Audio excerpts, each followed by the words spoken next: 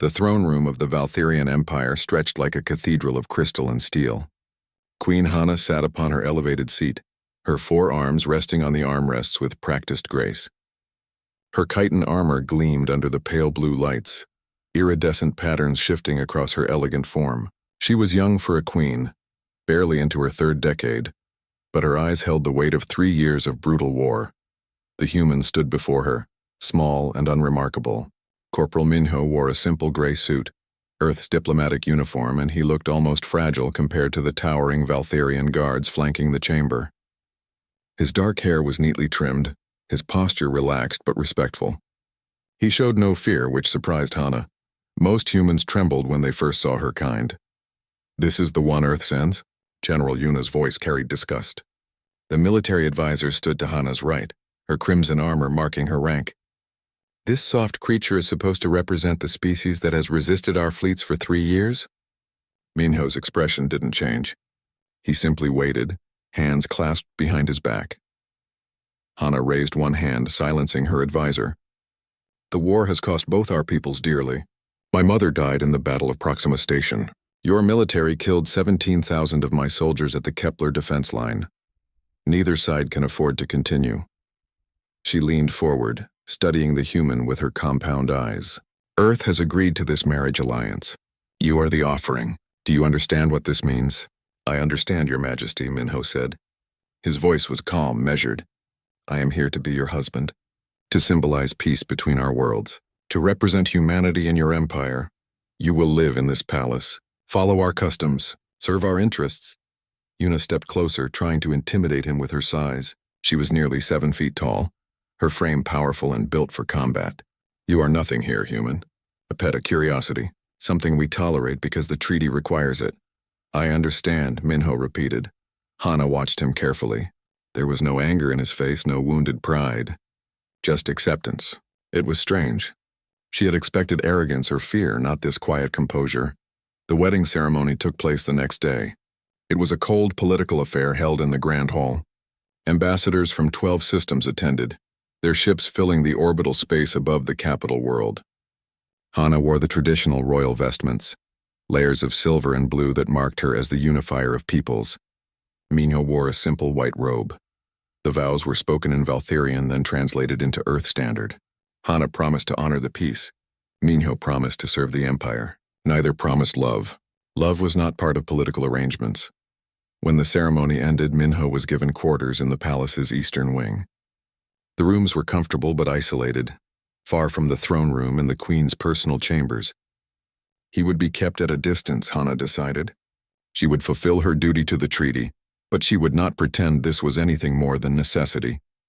The feast that followed the wedding was enormous. Long tables filled with delicacies from across the empire, musicians playing instruments that hummed and sang with alien harmonies. Hana sat at the head table with Minho beside her. He ate little, she noticed, and drank nothing alcoholic. He simply observed, his eyes taking in every detail of the room. "Tell me, Corporal," she said during a lull in the noise. "What did you do before this? Before they sent you here to marry me?" "I was a soldier," he said simply. "Obviously. But what kind? Infantry? Fleet operations?" "Special operations." He took a sip of water. "Small unit tactics, reconnaissance, asset protection. So they sent a bodyguard to marry a queen?" Hana found that darkly amusing. How fitting. A noble from across the table, Lord Taiho, laughed too loudly. He had drunk too much of the ceremonial wine. "A bodyguard. Yes, perfect. Though what can this fragile thing protect? Humans are so weak. Single skin layer. No natural armor. Slow reflexes. It is a wonder your species survived long enough to reach space." Other nobles chuckled. Hana waited for Minho's reaction. She expected anger, defensiveness, perhaps an attempt to prove himself. Instead, he smiled politely. "You're absolutely right, my lord," Minho said. "We are quite fragile. Thank you for your concern about human limitations. I will do my best not to be a burden." The response deflated Taiho's mockery. There was nothing to push against, no pride to wound. The noble grunted and turned back to his drink. Hana found herself intrigued. This human was either very wise or very broken. She couldn't tell which. The weeks that followed established a routine. Minho adapted to palace life with unsettling ease. He learned the Valtherian language, not just the formal diplomatic phrases, but the casual dialects used by servants and guards.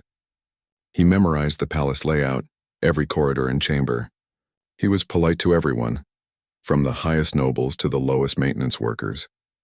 He spent hours in the palace gymnasium, following what he called his exercise routine. Hana watched him once through the observation window. He moved through complex patterns, his body flowing like water, strikes and blocks executed with perfect precision. It looked like dancing, but she recognized the efficiency of it. Combat forms. He also spent time in the library reading Valtherian military history. When General Yuna discovered this, she reported it to Hana immediately. The human has been accessing military databases, Yuna said, her mandibles clicking with agitation. He studies our combat doctrine, our battle strategies. He is a spy. He has clearance, Hana replied. Part of the treaty. He is my husband. He has access to non-classified materials. It is suspicious. Everything about him is suspicious. Hana set down the report she had been reading. But he has broken no rules. He has been nothing but cooperative. Perhaps he simply wishes to understand us. Or he is preparing for something. That thought stayed with Hana. She decided to confront him directly. She found him in the library late one evening, surrounded by holographic displays showing ancient Valtherian campaigns. You read a great deal about war for someone who came here for peace, she said. Minho looked up, unsurprised by her presence. I want to understand my new people, your history, your way of thinking. How else can I serve you better? Serve me? She stepped closer. You are not a servant, Corporal. You are my husband, however strange that arrangement may be. Then I want to understand my wife. He gestured to the displays. Your people value strength, tactical brilliance, and honor in combat. These are not just stories to you. They define your culture. If I am to live here, I should know what matters. Hana felt something unexpected. Respect. This human was trying, genuinely trying, to bridge the gap between their species. It was more than she had done. Walk with me, she said. They walked through the palace gardens, biodomes that recreated environments from Valtheria's homeworld. The air was humid and warm, filled with the scent of bioluminescent flowers. Do you miss Earth? She asked. Sometimes. Minho touched one of the glowing petals gently. But Earth sent me here for a reason. To end the killing. If my being here means no more soldiers die, then I am where I should be. That is a very disciplined answer. I am a disciplined person. Too disciplined. Perhaps. Hana stopped walking and turned to face him. You show no anger when insulted. No homesickness. No complaint about being sent across the galaxy to marry a stranger. Are you truly this accepting, or are you simply very good at hiding what you feel? Minho met her gaze. For the first time, she saw something flicker in his eyes, something deep and carefully controlled. I am good at hiding what I feel, he admitted. Before she could ask more, alarms shattered the peaceful night. Red lights flashed across the garden dome. A voice boomed through the palace systems in urgent Valtherian. Alert! Alert! Unknown fleet detected at the border. Krovan signatures confirmed. This is not a drill. General Yuna's face appeared on Hana's communication device. Your Majesty, we have a situation. The Krovan swarm has mobilized forces. 12 capital ships and support craft. They are heading toward our territory. Hana's blood went cold. The Krovan were brutal conquerors, insectoid predators who saw the peace treaty as weakness. How long until they reach us? She demanded. 18 hours to the outer systems. 3 days to reach the capital if they push through. Hana looked at Minho. He was staring at the sky, visible through the transparent dome. His expression had changed. The gentle, polite mask was gone. What remained was something harder, colder. What are you thinking? She asked. He didn't look at her when he answered. I am thinking about how much you will hate me for what I am about to do. The war room buzzed with activity. Holographic displays showed the Krovan fleet advancing through space, their ships moving in predatory formations. General Yuna stood at the center of the chaos, coordinating defensive positions with military efficiency that had kept the Empire safe for decades. Minho stood in the corner, watching everything. He had been in the war room for 6 hours now, silent and observant. No one had asked him to leave, but no one acknowledged his presence either. He was the human, the Queen's strange husband. irrelevant to military matters. Queen Hana studied the tactical displays with growing frustration. The Krovan had chosen their moment well. Half of the Valtherian fleet was scattered across the Empire on patrol. It would take days to recall them, days they did not have. "We can hold the outer defense platforms," Yuna said, "but if they break through, we lack the forces to protect the capital. Then we do not let them break through." Hana's voice was firm, but Minho could hear the uncertainty beneath it. She was young, untested in this kind of total war. Her mother had been the military genius, not her. "Your Majesty," one of the admirals spoke up, "we could request Earth's assistance." "The treaty—" "No," Hana cut him off. "We will not show weakness by begging Earth for help the moment we face danger. We handle this ourselves." Minho finally spoke. "If I may make a suggestion?" Every head turned toward him. The room went quiet. General Yuna's mandibles clicked in irritation. "You may not," Yuna said coldly. "This is a military council. You are a civilian." "He is my husband," Hana said. "Let him speak." Minho stepped forward to the tactical display. He studied the Krovan formation, then pointed to a cluster of smaller ships at the rear of their fleet. "These are supply vessels. The Krovan operate on a chain logistics system. Every 4 hours, the combat ships need to refuel and rearm from these carriers. If you destroy or disable these support ships, their fleet loses operational capability within 12 hours. Yuna snorted. "Everyone knows Krovan logistics. The problem is those supply ships are protected by a defensive screen of destroyers. We lack the forces to punch through." "You lack the forces for a direct assault," Minho agreed. "But a small infiltration team could board one of those ships, set reactor overloads on a timer, and escape before detonation. One ship exploding would damage the others in the cluster. It would cripple their entire supply chain." The room was silent. Several officers exchanged glances. "That is suicide," one admiral said. "Krovan ship security is absolute. A boarding team would be detected immediately and killed." "A Valtherian boarding team would be," Minho said quietly. "But I am not Valtherian." Hana stared at him. "What are you suggesting?" "I am suggesting I go alone. I am small, human, not on their scanning profiles. I can move through spaces your soldiers cannot. I was trained for this kind of operation." "Absolutely not." Hana's response was immediate and sharp. "I will not send you to die. I do not plan to die, Your Majesty." "I plan to succeed," General Yuna laughed, a harsh chittering sound. "The human thinks he is a warrior. Amusing. Even if you could somehow reach their ship, you would face Krovan security forces. They are bred for combat. Each one is worth 10 of your kind." Minho looked at Yuna directly. "Then I will avoid 10 of them at a time." Something in his voice made the room uncomfortable. It was not bravado. It was simple statement of fact, delivered with absolute certainty. Hana dismissed the council. She ordered Minho to follow her to her private chambers. Once alone, she rounded on him. What was that? Some attempt to prove yourself? It was a tactical assessment. Minho stood calmly despite her anger. "Your forces are spread too thin.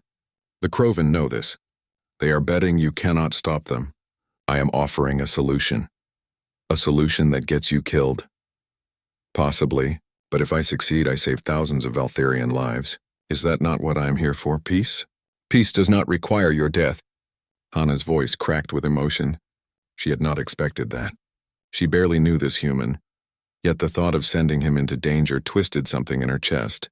"You are not a soldier here. You are my husband. Strange as that is, you are under my protection." Minho's expression softened. "And you are under mine. Whether you want that or not."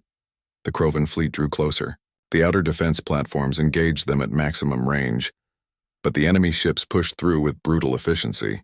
Krovan warriors were fearless, their ships heavily armored, their tactics aggressive and overwhelming. Hana spent the next 2 days in the war room, watching her forces slowly lose ground. Every report brought worse news. The Krovan were not just invading. They were moving toward the capital with focused intent. Minho continued his routine. He exercised in the gymnasium. He read in the library. He ate his meals quietly. But Hana noticed changes. His movements were sharper now, faster. He was not hiding anymore. Whatever discipline had kept him gentle and polite was giving way to something else. She found him on a balcony one night staring at the stars. The Krovan sector glowed faintly in the distance, lights from their fleet visible even from the palace. You are still thinking about your plan, she said. It was not a question. I am thinking about how to keep you safe. He did not look at her. That fleet is not stopping at the outer systems. They are coming here, for you. General Yuna believes we can hold them. General Yuna is wrong. Minho finally turned to face her. I have studied every battle report from your war with the Krovan 15 years ago. I have analyzed their tactics, their ship movements, their patterns. They do not invade like this unless they intend to kill the leadership. They are coming to assassinate you. Fear touched Hana's heart. How can you know that? Because it is what I would do. His voice was cold now, analytical. Your mother was their enemy. You are her heir. They see you as weak because you made peace with Earth instead of continuing expansion. They think killing you will destabilize the Empire. They are probably right. Then we fortify the palace. Increase security. It will not be enough. Minho stepped closer to her. They will send strike teams, infiltrators, the kind of soldiers who specialize in decapitation strikes. When they come, your guards will not be able to stop them. And you could? He hesitated. That hesitation frightened her more than anything else. Yes, how? She demanded. How could one human stop what my trained warriors cannot? Because I am not just a human. The words came out heavy, reluctant. I am something Earth made to fight in places where normal soldiers fail. I was sent here for this. To be the weapon you did not know you needed. Before Hana could respond, alarms screamed through the palace. Not the distant warning signals from the border. These were close, immediate, terrifying. Alert! Perimeter breach! Hostile forces on palace grounds! This is not a drill! General Yuna's voice cut through the chaos on the communication channel. Your Majesty, Krovan strike team detected. 200 warriors. They bypassed the orbital defenses using stealth technology. They are here for you. Get to the safe room now, Hana ran. Minho ran beside her, matching her pace despite his smaller legs. The palace erupted into violence around them. She heard weapons fire, screams, the heavy thud of Krovan war boots on marble floors. Her guards formed around her, a protective wedge pushing toward the throne room where the emergency shelter was located. But the Krovan had planned well. They cut off the corridor, forcing Hana's group into the throne room itself. 50 Valtherian guards formed a defensive line. Across from them, Krovan shock troops advanced. They were massive, 8 feet tall, covered in thick armor plating that looked like black bone. Their weapons were brutal, designed to tear through armor and flesh with equal ease. The Krovan commander stepped forward. His voice was a deep, grinding roar. Queen Hana, surrender yourself. Your empire ends today.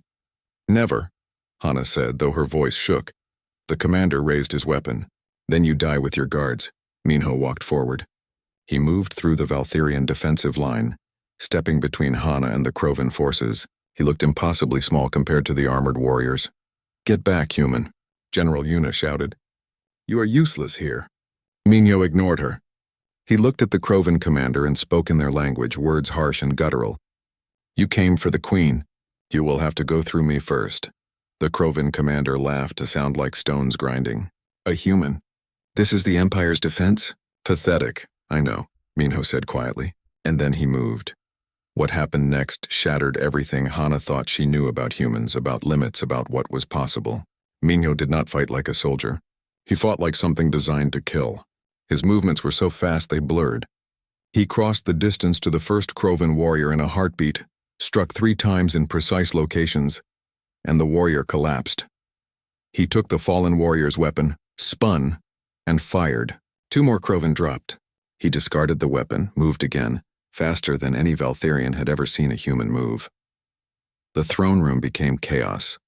Krovan warriors tried to surround him, but he was never where they expected. He used their size against them, their armor, their confidence. Every strike he made was perfect. Joints, weak points, nerve clusters that should have been impossible to hit through armor. Hana watched in frozen horror and awe as this quiet, polite man, who had read books and smiled at insults, tore through an elite strike force like they were training dummies. There was no hesitation in his movements, no mercy, no wasted motion, just efficient, bruta. The palace medical teams worked quickly, treating wounded guards and securing the fallen Krovan warriors. Security protocols locked down every entrance, every corridor. General Yuna barked orders through communication channels, coordinating with Fleet Command to track any remaining infiltrators. But her eyes kept returning to Minho, who stood quietly against the wall still covered in blood that was not his own. Queen Hana sat on her throne, hands gripping the armrests tightly. Her mind replayed what she had witnessed over and over. The speed, the precision, the absolute lethality. That was not a soldier defending himself. That was a weapon unleashed. Your Majesty, one of her council members approached cautiously. The human. He is clearly dangerous. We should secure him, place him in holding until we understand what he is. Several other nobles murmured agreement. Even among her own people, fear spread. If this small human could destroy 200 Krovan shock troops alone, what could he do if he turned against them? No, Hana's voice was firm. He saved my life. He saved all our lives. He will not be imprisoned. But Your Majesty, enough. She stood, her forearms gesturing for silence. Clear this room. Everyone except General Yuna and the human, now. The throne room emptied slowly. Guards remained at the doors, but the nobles and advisors filed out, casting nervous glances at Minho. When only 3 remained, Hana descended from her throne and walked directly to him. Explain, she said. Explain what you are. The truth. All of it, Minho met her gaze. He looked tired, more tired than someone who had just fought should look, as if the act of fighting itself had drained something deeper than physical energy. I will tell you everything, he said quietly, but perhaps we should speak somewhere more private. What I have to say will sound like madness. They moved to Hana's private council chamber, a smaller room with comfortable seating and walls that blocked all signals and surveillance. General Yuna followed, her hand never leaving her weapon. She did not trust Minho now, not after seeing what he could do. Minho sat when Hana gestured to a chair. He looked at his hands, still stained with blood, and began to speak. 50 years ago, Earth found something on Mars, in the ancient ruins beneath the polar ice. Genetic templates, instructions, technology so advanced we still barely understand it. Whatever civilization left it there wanted to give humanity something. A way to survive in a hostile galaxy. Survive how? Hana asked. By becoming more than we were. Minho's voice was steady, but she heard pain beneath the words. Earth's military started a program, Project Talon. They used the templates to enhance human genetics, to create operators who could function beyond normal human limitations. Faster reflexes, greater strength, enhanced healing, improved processing speed. We could survive injuries that would kill normal humans. We could think faster, react faster, fight longer. General Yuna's mandibles clicked. Engineered soldiers. Weapons disguised as people. Yes, Minho did not deny it. Earth was surrounded by hostile species. The Valtherian Empire, the Krovan Swarm, the Syndicate colonies. We were small, weak, behind in technology. We needed an edge. Project Talon gave us that edge. Operators who could accomplish missions that entire battalions could not. Infiltration, assassination, sabotage, turning enemy advantages into disadvantages. How many of you are there? Hana asked. 347. That is all. The process is difficult. Many candidates do not survive the enhancement. Others survive but cannot handle what they become. But those who make it through become something Earth needed desperately. Living weapons. And you are one of these weapons, Hana said slowly. That is why Earth sent you here. Not as a gesture of peace, as a spy, a saboteur. Yes and no. Minho looked up at her finally.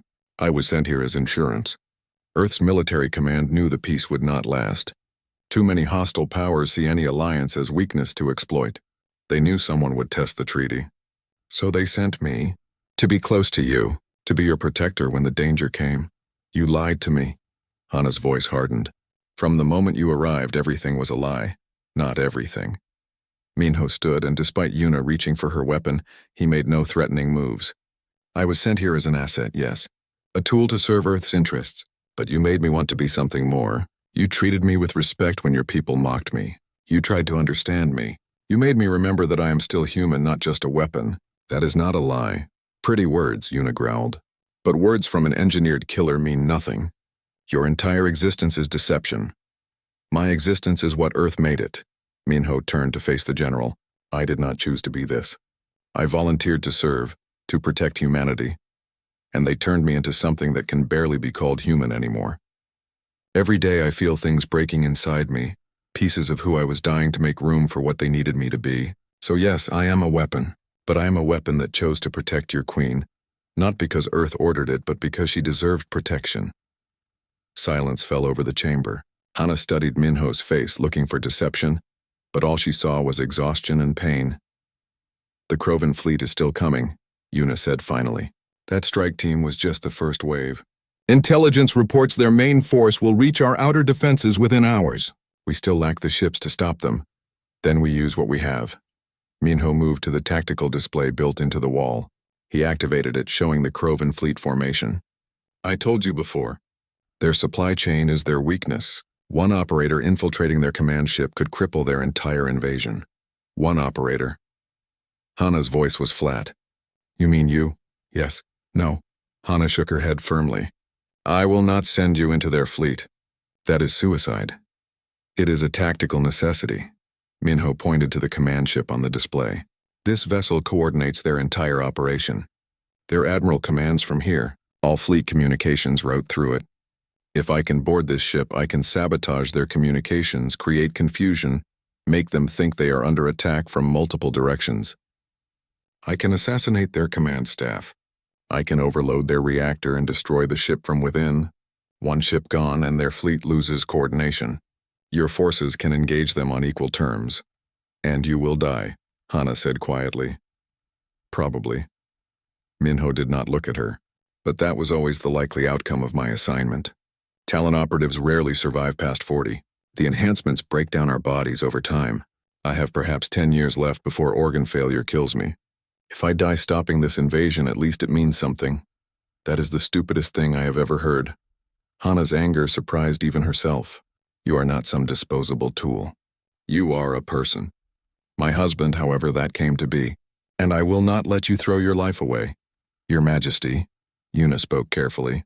I hate to agree with the human, but he may be right. Our fleet cannot win a direct engagement. If he can infiltrate their command structure, it might be our only chance. You just called him a weapon we cannot trust.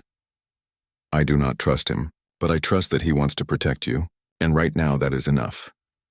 Yuna looked at Minho with grudging respect. If you do this, human, you will die a warrior's death. That is more honor than I thought your kind capable of. Minho bowed his head slightly. Thank you, General. Do not thank me. I am sending you to die. No. Hana's voice was final. I forbid this. I will find another way. There is no other way. Minho stepped closer to her. Your Majesty, Hana, please listen to me. I was created to do exactly this kind of mission. Everything I am, everything they made me, prepared me for this moment. I can succeed where anyone else would fail, and if I fail protecting you. That is a good death. I do not want you to die at all. The words burst from Hana before she could stop them. Good death or bad, I do not want it. You are right that I made you want to be more than a weapon. But you made me see you as more than an asset or a political arrangement. You are the first person in this palace who tried to understand me, not just obey me, and now you ask me to send you away to die. Minho's expression softened. He reached out slowly, carefully, and took one of her hands. The gesture was gentle, human, so different from the violence she had seen him capable of. I do not want to die either, he admitted. For the first time since they enhanced me, I found a reason to want to live. You gave me that. But if my death means you survive, then it is worth it. Please, let me do this. Let me be what I was made for one last time. Hana looked at their hands together. His was so small compared to hers, warm and fragile. She thought about the peace treaty, about ending war, about the hope that different species could coexist, and she thought about how all of that might die because she was too afraid to make the hard choice. If you do this, she said slowly, if I allow this, you must promise me something. Anything. Promise me you will come back, not because Earth ordered you to survive, not because the mission requires it, but because I am asking you to. Promise me you will try to live. Minho was quiet for a long moment. Then he squeezed her hand gently. I promise. I will try. It was not the certain answer she wanted, but it was all he could honestly give. General Yuna began making arrangements immediately. A stealth shuttle would take Minho close to The stealth shuttle carried Minho through the void between worlds, its engine signature dampened to nearly nothing. Through the viewport, he watched the Krovan fleet grow larger, 12 massive battlecruisers surrounded by dozens of support vessels, their hulls bristling with weapons designed to crack planets. 50,000 warriors waited inside those ships, ready to pour onto Hana's world and paint it with blood. Minho checked his equipment one final time.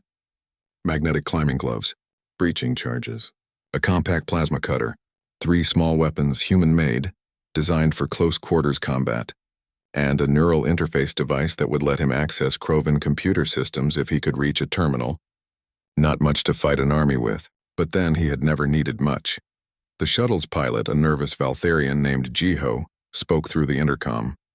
Approaching drop point. Are you certain about this, human? Those ships will tear you apart. Only if they see me. Minho moved to the airlock. Get clear as soon as I am out. Do not wait for me. If I succeed, you will know.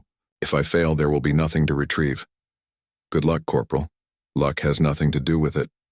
Minho sealed his helmet and stepped into the airlock. The void embraced him. He activated his propulsion pack, tiny jets firing with controlled bursts, pushing him toward the Krovan command ship. The massive vessel hung in space like a predatory fish, all sharp angles and dark metal. Point defense weapons dotted its hull, automated systems ready to destroy anything that approached too quickly. So Minho moved slowly. Drifting like debris, he had studied Krovan sensor systems for months. They were designed to detect fast-moving threats, not slow-moving objects that matched the speed of space dust. He became invisible by becoming patient. It took 2 hours to reach the hull, 2 hours of slow drift in the freezing void, his suit's heaters struggling to keep him alive. When his magnetic gloves finally touched the metal, he felt a small surge of relief. Step 1 complete. He crawled along the hull like an insect, finding an auxiliary airlock used for maintenance crews. The plasma cutter made short work of the external lock, melting through the seal without triggering internal alarms. He slipped inside, closed the outer door, and waited as atmosphere flooded the chamber. When the inner door opened, he stepped into hell. The Krovan command ship was enormous inside. Corridors wide enough to drive vehicles through. The air was hot and humid, stinking of the chemical compounds Krovan breathed. Red emergency lighting gave everything a bloody tint. And everywhere warriors moved with purpose, their heavy footsteps shaking the deck plates. Minho moved through the shadows. He had memorized the ship's layout from stolen intelligence reports. The command deck was 17 levels up at the ship's center. Between him and that goal were thousands of warriors, automated defenses and security checkpoints designed to stop exactly what he was attempting. He avoided direct confrontation. When patrols passed, he hid in maintenance ducts, pressed against bulkheads, waited with the patience of stone. When he had to cross open spaces, he moved during shift changes when corridors were most crowded, just another shape in the chaos. But perfect stealth was impossible. On level 9, a Krovan officer spotted him. The warrior's eyes widened in surprise. A human? Here? Impossible. In that moment of confusion, Minho struck. 3 blows perfectly placed, and the warrior collapsed unconscious. Minho dragged the body into a storage room and kept moving. His intrusion was discovered an hour later. Alarms began to wail. The ship went into lockdown. Security teams flooded the corridors, searching for the infiltrator. Minho had expected this. Perfect stealth could only last so long, so he adapted. He stopped hiding and started hunting. In the engineering section, he planted breaching charges on critical power junctions. Small explosions ripped through the ship, knocking out lights and creating chaos. Warriors rushed to respond, leaving other sections unguarded. Minho moved into the vacuum, always ahead of the pursuit. On level 12, he accessed a computer terminal. His neural interface device connected, translating Krovan code into something he could manipulate. He uploaded a virus designed by Earth's best cyber warfare specialists. Within minutes, the ship's communication system began reporting ghost contacts. False sensor readings flooded the tactical displays. The Krovan commanders thought they were under attack from multiple directions. Intruder in engineering. Voices shouted through the corridors. No, he is in the armory. Medical bay reports breach. Minho was in none of those places. He was in the ventilation system, crawling toward the command deck while the entire ship hunted shadows. But the Krovan were not fools. Their security chief realized the truth. If every report was false, if sensors lied and witnesses contradicted each other, then the intruder was manipulating their systems. Which meant he was good with computers. Which meant he was heading for the command deck to cause maximum damage. Heavy weapons teams deployed around the command level. Blast doors sealed, automated turrets activated. When Minho finally reached level 17, he found himself facing a fortress. There was no sneaking past this, so he stopped trying. The attack was sudden and overwhelming. Minho burst from a maintenance hatch moving at full speed, enhanced reflexes making the world seem to slow. Turrets tracked him, but he was already past them, using the weapons teams themselves as cover. He moved through the defenders like water through cracks, every motion efficient and lethal. A warrior lunged at him with a blade. Minho redirected the strike into another warrior, then used the blade himself to slash through armor joints. He dropped the weapon, took a plasma rifle from a fallen soldier, and fired in a spinning arc that cleared the corridor. But there were too many. Even with his enhancements, even with perfect training, he was one against hundreds. A plasma bolt struck his shoulder, burning through his suit. Pain exploded through him, but he pushed it down, kept moving. Another strike hit his leg. He stumbled but did not fall. The command deck door was ahead, sealed, reinforced, designed to survive orbital bombardment. Minho pulled out his last breaching charge, the big one he had saved for exactly this moment. He slapped it against the door, set the timer for 3 seconds, and threw himself aside. The explosion was enormous in the confined space. It blew the door inward and knocked warriors off their feet. Minho rolled through the smoke and fire, into the command deck itself. The Krovan admiral stood at the center of a circular command platform, surrounded by officers and tactical displays. He was massive even by Krovan standards, his armor decorated with the skulls of defeated enemies. When he saw Minho, he laughed, a human, one single human. "You have killed my warriors, damaged my ship, disrupted my fleet, impressive. But now you die." "Not yet." Minho pulled out a small device and pressed it to the nearest command console. The virus he had uploaded earlier activated its final function. Every system on the command deck went haywire. Weapon systems locked. Navigation failed. Communication channels broadcast nothing but static. The admiral roared and charged. He was fast for his size, his blade whistling through the air. Minho barely dodged, the blade passing so close it scored his armor. He countered with strikes to the admiral's joints, but the armor was too thick, his enhancements too powerful. They fought across the command deck. The admiral's strikes could have shattered stone. Minho's strikes were precise but could not penetrate the heavy armor. He was weakening, blood loss and exhaustion taking their toll. Burns covered his body. His left arm barely functioned, but he had one advantage. He was smaller, faster, and he had been fighting impossible odds his entire enhanced life. When the admiral swung his blade in a powerful overhead strike, Minho did not dodge. He stepped inside the arc, too close for the blade to hit, and drove his last weapon, a small magnetic spike, into the gap where the admiral's helmet met his chest armor.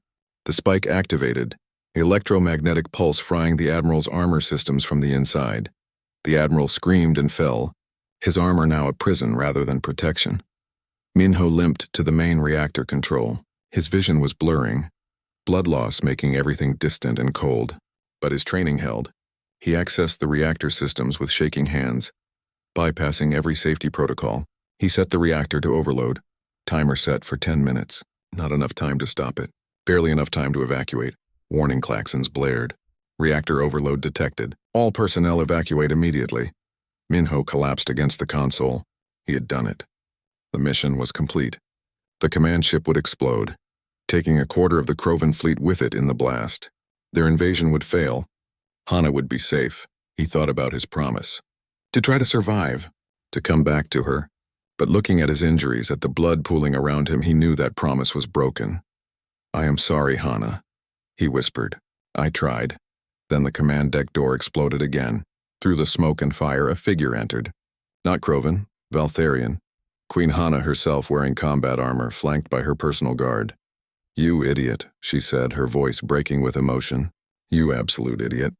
Did you really think I would let you die alone?" Minho tried to speak, but darkness was closing in. "The reactor, overload. You need to run. We are running. With you."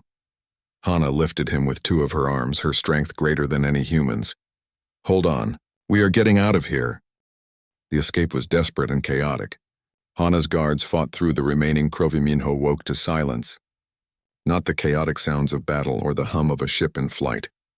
Just quiet. broken only by the soft beeping of medical equipment and the rustle of fabric as someone shifted in a nearby chair. He opened his eyes slowly. The ceiling above him was familiar. His quarters in the palace. He was home.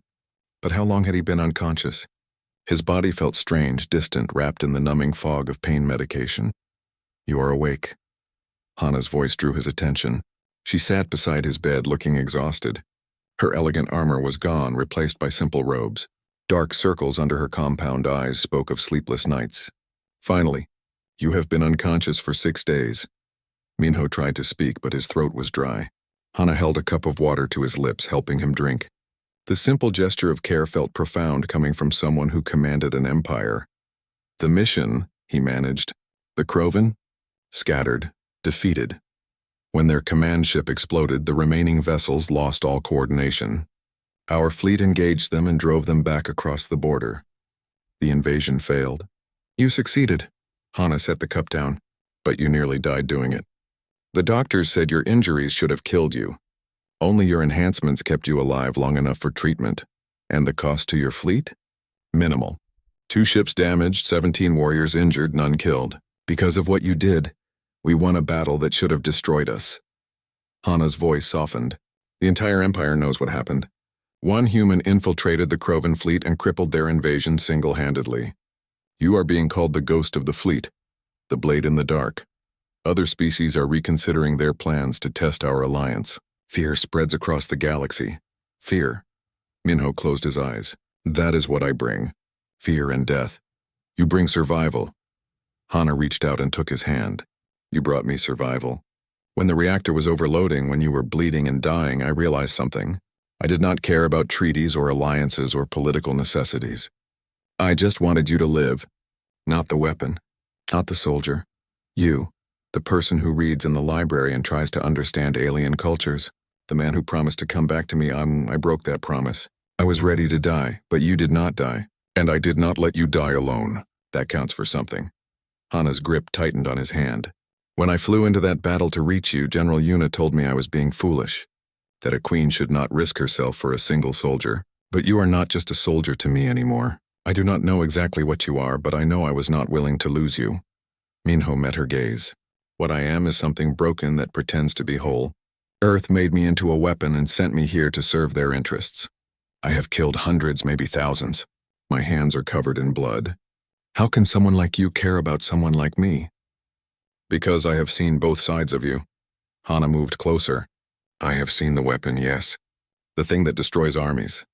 But I have also seen the man who wanted to understand my people, who walked with me in gardens and talked about peace, who looked sad every time he had to kill, as if it hurt him to be what he was made to be. That man is worth caring about." Silence stretched between them, heavy with unspoken feelings. Finally, Minho spoke again. "What happens now? The threat is over. The Krovan will not try again soon. Other hostile powers will think twice before testing your borders. Earth got what they wanted from sending me here. Peace is secure.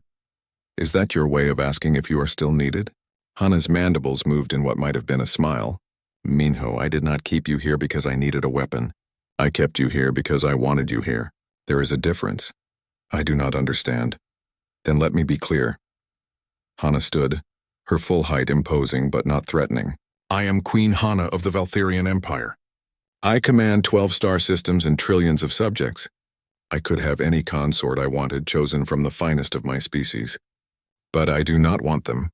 I want the damaged human who reads military history in my library. I want the man who fights with sadness in his eyes because he hates what he is good at. I want you, not as an asset, not as protection, as a partner." Minho felt something crack inside his chest, a wall he had built to survive being a weapon. "I do not know how to be that. I was made to be a soldier, a killer. They took away my choice to be anything else. Then choose now." Hana sat on the edge of his bed, careful not to disturb his injuries. "Earth sent you here as a tool, but Earth is very far away. You are here, with me, in my empire, and I am giving you a choice. Stay because you have to, or stay because you want to. I will not force you either way." The choice should have been simple. Stay with power and purpose or return to Earth and the program that had made him. But it was not simple at all. Because staying meant admitting he cared about someone more than his mission. It meant being vulnerable in ways that could get him killed. It meant trying to be human again after so long being a weapon. If I stay, he said carefully, I am still what they made me. I will still be dangerous. There will be threats and I will respond with violence because that is what I know. Can you accept that? I am a queen who has led my people through war. I understand violence and necessity. What I cannot accept is you hating yourself for being what you are. You did not choose to be enhanced, but you can choose what you do with it. Protect instead of conquer. Defend instead of destroy. Be the weapon that prevents war rather than causing it. That is a nice thought, but weapons exist to be used. Then I will use you wisely. Hana's voice was gentle but firm, and in return I will help you remember how to be more than a weapon. We will figure it out together. If you want to stay. Minho looked at her hand holding his. Small human fingers and larger Valtherian digits, different species, different worlds, different purposes. But holding each other anyway. I want to stay, he admitted. Not because Earth ordered it. Because you make me feel like I am worth more than my body count. That is a rare gift for someone like me. Then stay. Hana leaned closer. Stay and heal. Stay and let me know the real you. Not the soldier or the weapon, but the person underneath. Stay and help me lead this empire towards something better than endless war. Stay because we are stronger together than apart. Recovery was slow. Minho's enhanced healing accelerated the process, but the damage had been severe. He spent weeks in bed, then weeks learning to walk again, then weeks rebuilding his strength. Hana visited every day, bringing reports from the Empire, but also books, games, simple conversation. They talked about everything, philosophy, culture, the nature of duty and choice, what it meant to bridge the gap between species. General Yuna visited once. She stood in the doorway, uncomfortable and uncertain. I came to apologize, she said stiffly. I called you useless. A pet, I was wrong. You saved the Empire. You saved our queen. For that you have my respect and my gratitude. You are not wrong, Minho said from his bed. I am dangerous. It is right to be cautious around me. Dangerous, yes, but not an enemy. There is a difference. Yuna nodded once, a Valtherian gesture of respect. If you need anything, human, you need only ask. You have earned that right. Word of Minho's actions spread across the galaxy. Other species that had been planning to test the Valtherian borders quietly shelved those plans. Some sent diplomats instead of warships, suddenly interested in peaceful relations. The phrase, the human destroyed an army by himself, became shorthand for do not underestimate Earth's capabilities. Earth's government was both pleased and concerned. Pleased that their asset had performed perfectly. Concerned that Minho was developing attachments that might compromise his effectiveness. They sent messages ordering him to maintain emotional distance, to remember his true purpose. Minho deleted those messages without responding. He had made his choice. 3 months after the battle, Minho was fully recovered. His body bore new scars, but he was functional again. Hana held a ceremony in the throne room, officially recognizing his actions. She awarded him the Empire's highest military honor, something never before given to a non-Valtherian. You came here as a symbol of peace, she announced to the assembled court. You stayed as a defender of the Empire, and now you remain as proof that different species can not only coexist but strengthen each other. Let this human's courage be remembered for generations. The court applauded. Even the nobles who had once mocked him now showed respect. Fear and admiration mixed in equal measure. That night, Hana and Minho stood together on the palace balcony, the same place they had stood when the Krovan threat first appeared. The stars shone overhead, cold and distant. Do you regret it? Hana asked. The mission. The killing. What it cost you? Minho was quiet for a long moment. I regret that it was necessary. I regret every life I took, even enemy lives. But I do not regret protecting you. And I do not regret choosing to stay. What will you do now? Peace is here, for a time at least. What does a weapon do when there is no war? I will try to be something else. Minho looked at her, this alien queen who had somehow become the most important person in his universe. I will try to be a partner. A protector, yes, but also a companion. Someone who can exist without violence defining him. I do not know if I can succeed. But I want to try. Then we try together. Hana took his hand.